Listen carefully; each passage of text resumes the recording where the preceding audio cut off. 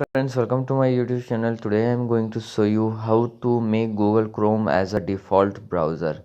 If you want to make your Google Chrome as a default browser in your Android, what you have to do is first of all go into your mobile setting.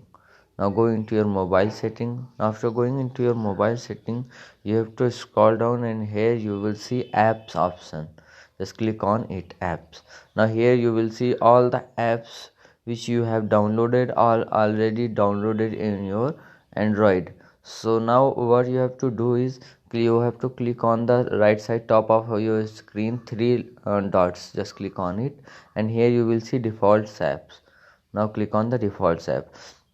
Now here you will see that the browser app, the my browser app is Samsung Internet. It is default. So if you want to change it, just click on browser and now here you will see you can select the Chrome.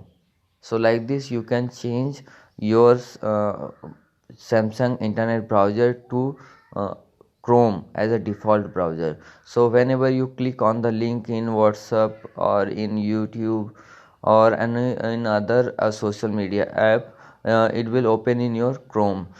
Before this, always I click on the any link on YouTube or WhatsApp or any other places, it automatically open in the Samsung Internet.